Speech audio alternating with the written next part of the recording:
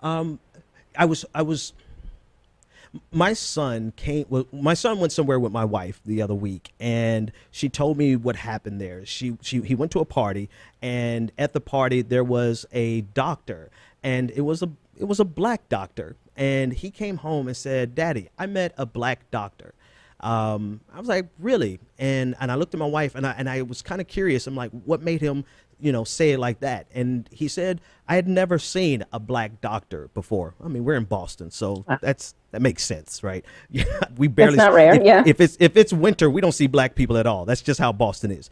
And then at that point, it really dawned on me that something that I've heard you say millions of times. I've heard other people say that representation matters. We need to see ourselves in key positions, especially at an early age. Would you talk about it from that perspective, and the impact of what Oscar So White will have on just having a representation and having young people and old people to be able to see themselves in some important roles?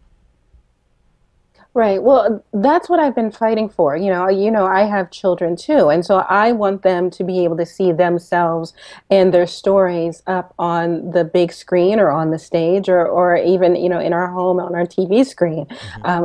And that's really the whole point of Oscar So White, sort of bringing in marginalized communities that have been traditionally underrepresented in the entertainment industry and giving them the opportunity to tell their stories. So again, you go back to casting directors. Everybody works from their own frame of reference, and Hmm. that's not a bigotry or discriminatory or racist thing. You just bring your own baggage Right. into the room. Everybody does that, and so having a casting director of color may mean that they have a different mindset with respect to how a particular role should look Hmm. for a character, and so maybe they've got something different in their mind when people come into the room. So it's important then, therefore, for young actors and actresses and older actors and actresses, because there's also an age thing there, right? Hmm. Hmm. That they Yeah. should get the opportunity too. Same thing for directors,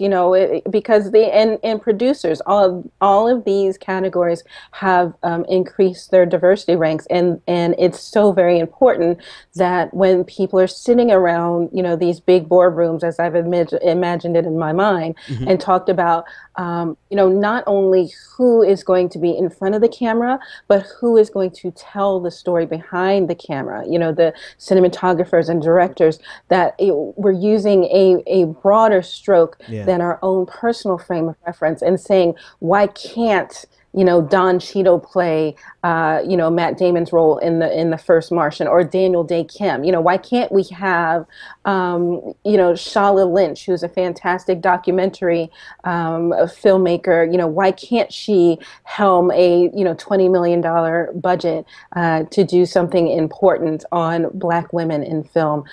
So those are the questions that I want to see asked. Why can't this person Hmm. do this role? Because there's so many that can be considered neutral, I Yeah. guess. It doesn't necessarily have to be a person of a specific gender or hue or what have you.